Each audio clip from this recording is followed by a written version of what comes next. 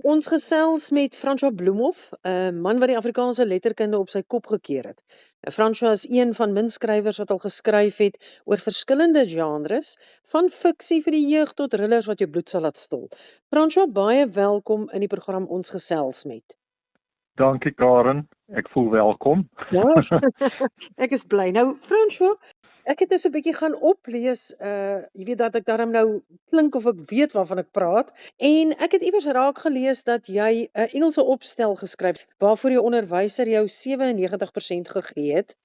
En ja, was dit die moment wat jy besef het hier is iets, of het dit eers later gekom?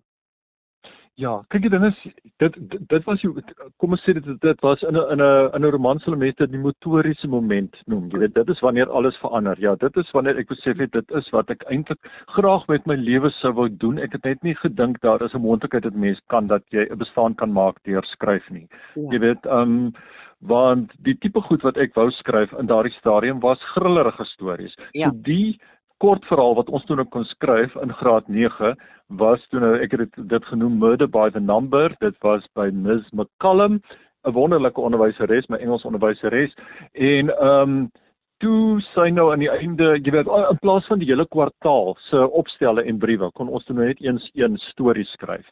En toe sit nou aan die einde daarvan, toe sit dit nou uit voorlees in die klas. Toe op die grillerige oomblikke is daar toe nou van die kinders, meisies en seuns wat toe nou skrik of oeh maak en wat ook al, en om daai reaksie uit jou klasmaats uit te kry was net fantasties, jy weet, vir iemand wat nie geleer het op skool nie, om nou skielik hier iets in die klaskamer reg te kry was nogal, jy weet, 'n openbaring, en net daar het ek geweet, ek sal graag wil stories vertel, wat ek gaan dood oor stories, dit wat 'n storie aan my doen, sal ek graag vir ander mense wil doen. Natuurlik, nee. Nou, jou debuut die nag het net een oog, het 'n Sanlam en de Kat prys gewen en jou basies op daai oomblik as 'n thriller-skrywer gevestig. Maar tog het jy daarna 'n fantasieroman storieboek geskryf, en dit klink vir my jy's nie iemand wat jou maklik laat kategoriseer nie. So, hoekom is dit vir jou belangrik, of is dit net hou jy daarvan om verskillende genres te skryf? Wat lê daar agter? Ek hou van verskillende soorte stories. Ja. Jy kan seker sê ek is 'n swak sakeman, want jy weet, aan die begin van my loopbaan het mense my gesê, nee, jy moet weet wat jy wil skryf, jy weet, en jy moet by jou genre hou, besluit wat is jou genre, en jy moet ook hou by 'n sekere ouderdomsgroep. Ek glo glad nie daarin nie. Jy weet, as 'n storie by my opkom en dit is 'n storie wat my opgewonde maak, en ek wil hom so 'n maand later nog skryf, dan moet hy absoluut geskryf word, want daai idee voel ek is aan my toe vertrou, dis my plig om dit te skryf, en ek gaan nou nie vir my afvra, pas dit by my vorige goed, is dit vir dieselfde ouderdomsgroep nie, so ek is eintlik, jy weet, hoe sal ek sê, ek is eintlik 'n bemarker se nagmerrie, want by heel party skrywers kan hulle sê, hier is so en so se volgende boek, en dan weet mense wat daardie berig lees, of resensie lees, of wat ook al, weet hulle presies wat om te verwag. Maar as jy nou sê, hier is François Bloemhof se volgende boek, dan moet jy nou eers verduidelik waaroor gaan dit en vir wie is dit bedoel. Ek besef, ek maak dinge vir die bemarkers moeilik, maar ek is so besig om lekker te speel, dat ek nou nie te veel lang trane kan huil daaroor. Nee, en ek wil nou nie baie filosofies raak en vreeslik slim klink nie, maar wat ek weet van die bietjie wat ek my hand aan die pen waag, is dat daar is niks so sleg as om iets te moet forceer nie. Dit werk net nie. So jy's heeltemal reg om te sê, as dit die storie is wat nou daar binne is, dan laat hy dan nou maar kom, en dan kyk ons wat maak hy. As hy dan nou nêrens heen gaan nie, is dit ook alright, maar ten minste is hy uit en hy's vertel. Ja, en die ding is, as jy opgewonde is daaroor, dan is die kans baie goed dat die persoon wat dit uiteindelik gaan lees ook, jy weet, daai gevoel gaan ervaar, want jy gaan dit oordra. Maar as jy jouself nou dwing om te skryf wat jy dink jy moet skryf, ek bedoel, hoekom? Jy weet, dis net nie moet te werk nie. Nee, glad nie. So François, as ons bietjie kan praat oor jeugverhale, jy word dikwels as omstrede beskryf in jou tienerboeke, soos nie vir kinders nie en slinger, omdat jy kwessies aanraak wat redelik verwyder is, soos julle sê, van die trompie-styl. Voel jy dis 'n verantwoordelikheid om tieners die regte wêreld te wys, selfs die donker kant daarvan? Ja, ek wil absoluut, jy moet gebalanseerd. Ek dink ook, dit hang af van die leser, jy weet, is hulle gereed daarvoor, nou moet ek sê, lesers is uiteraard, jy weet per definisie, is hulle amper meer gereed vir onderwerpe as nie lesers van dieselfde ouderdom. Ja. Want jy weet mense met 'n nuuskierige ingesteldheid weet baie vinniger wat in die wêreld aangaan. Jy weet Ja. ek bedoel dit is kom ons sê deesdae word jy wel as nie leser word jy ook gekonfronteer met allerlei beelde en goeders waarop jy afkom op die internet en so aan, terwyl ek graag wil glo dat ek, jy weet, sekere temas met die nodige verantwoordelikheid hanteer het. Ek sal mos nou so sê, want ek is die skrywer, jy weet, Natuurlijk, maar ek is bevooroordeeld, maar ja, ek voel daar is nie 'n onderwerp wat jy nie kan aanraak nie, want ons kry almal daagliks met soveel verskillende dinge te maak, indien nie ons nie, dan ons beste vriende, of jy weet, ons kinders, ons ouers, wie ook al, daar is soveel temas daar buite dat, hoe kan jy nou maak asof dit nie bestaan nie? is waar en dit eerder vir 'n kind op 'n manier, jy weet, aanbied, waar hy nog, jy weet, kan wegstap en sê kom ek dink hieroor. Kom ek dink is dit waar? Kan dit Ja. wees? Moet ek dit ondersoek? Jy weet, dit is soos as wat hy glad niks weet en met dit te doen kry en glad nie weet wat om te doen of enigstens daaraan gedink het nie. So verseker, ek stem 100% saam. Dit is 'n Ja, kyk, die een boek wat jy nou genoem het daar, nie vir kinders nie. Jy weet, die ding is dit gaan oor 'n seun wat met dwelms te mekaar raak en dan begin hy hierdie woeste lewe lei. ja. En jy weet, om dit sy gewoonte te befonds, te kan bekostig, en jy weet, op 'n dag het ek 'n e-pos gekry van iemand wat gesê het, hy was op presies daai selfde pad, en toe het hy die boek gelees, en dit So. het hom oortuig dat hy moenie verder daarmee gaan nie. Jy weet, jy sal nie glo wat, hoe Ja. nederig dit 'n mens laat voel as iemand vir jou so reaksie gee. Want dit is nou ook nie hoekom ek dit geskryf het nie. Ek het gevoel dis 'n verdienstelike tema. Ek het dit nou nie geskryf om almal te waarsku daaroor nie. Nee. Maar ek bedoel, as jy daai gevolg per ongeluk kry, dan laat dit jou besef, jy weet dit, wat 'n verantwoordelikheid jy eintlik het, en dat jy maar 'n bietjie rede het om nederig te wees en dankbaar kan wees dat iemand dit so opgeneem het. En jy weet, die wonderlik van 'n boek, of van boeke wanneer ons lees, is dat wanneer iemand vir jou, sê net maar sy ma sê vir hom, luister hier, dis nie 'n goeie plan nie, jy moet nou nie in dwelms verder betrokke wees nie, dan die deur van sy hart is toe. Maar die oomblik wanneer 'n mens dit lees, dit is altyd asof 'n mens se deur, jou hart is soos 'n waanhuis, hy's so groot oop vir daardie inligting om in te kom, en dit tref die kol, want jy's nie bedreig deur iemand of iets nie, dit is mos nou Ja. die wonder van woorde.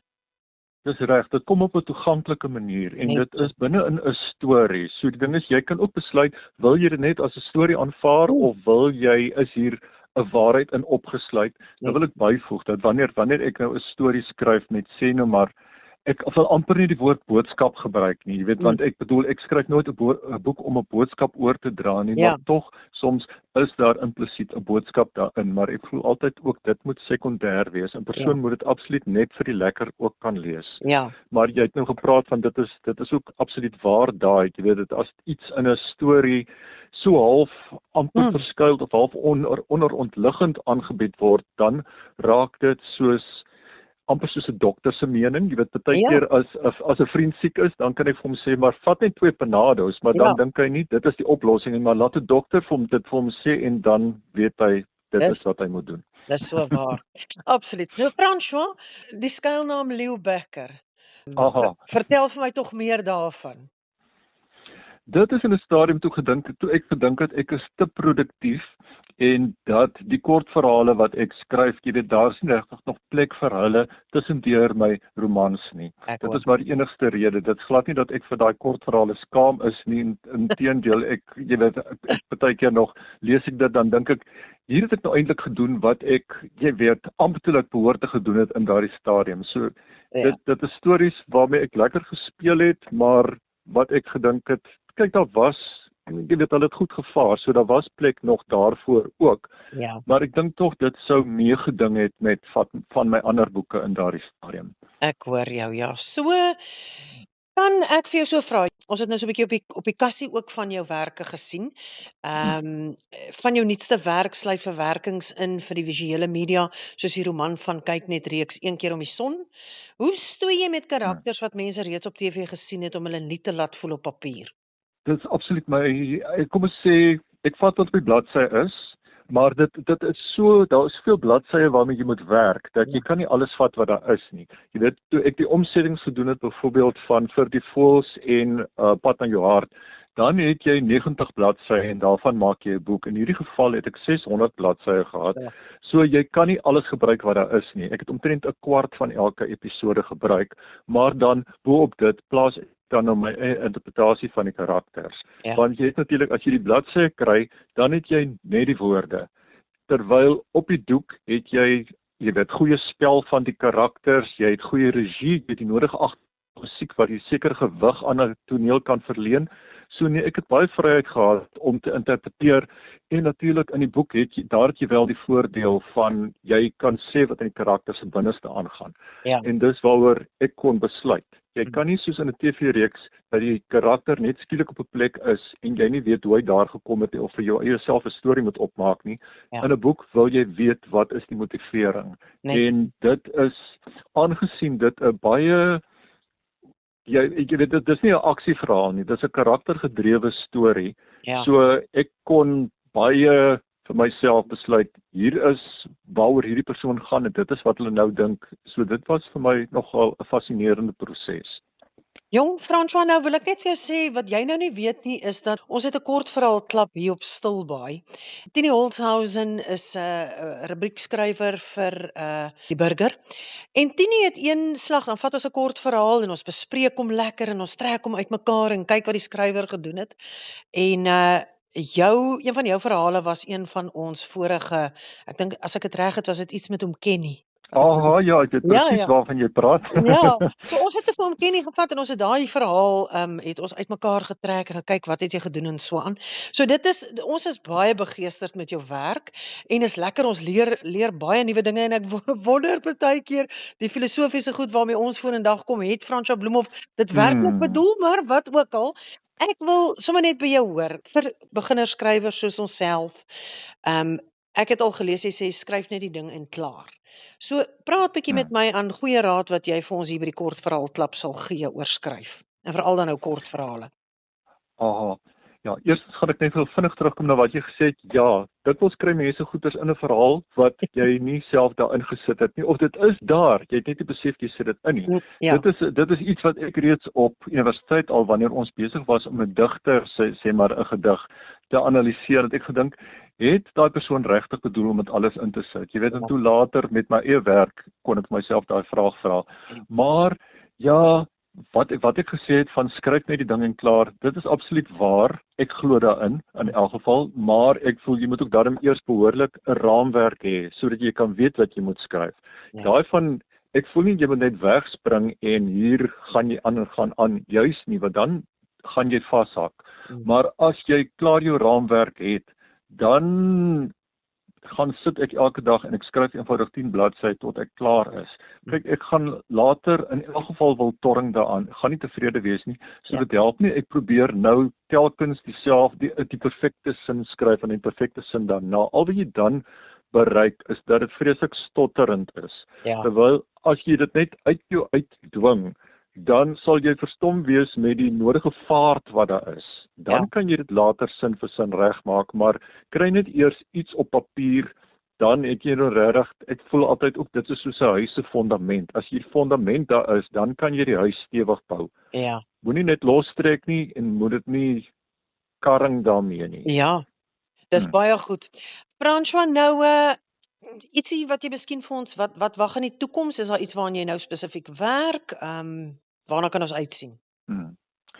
Ja, kyk, die ding is ek voel baie keer skuldig om jy weet 'n skrywer genoem te word terwyl ek voel ek speel, ek geniet dit. Waarmee ek op die oomblik besig is, daar het nou pas 'n Rillers omnibus van my verskyn, jeugrullers. Nou hulle kom al van ver af. Nou hierdie twee boeke, daar was 8 boeke. Nou hierdie is 2 van hulle, die Vrou met die Pers oog en die speelietjie. Ja. Maar nou het ek ook gevoel om die boeke nou net nuut weer uit te gee, wat mense natuurlik baie dankbaar is as die uitgewers dit weer wil publiseer.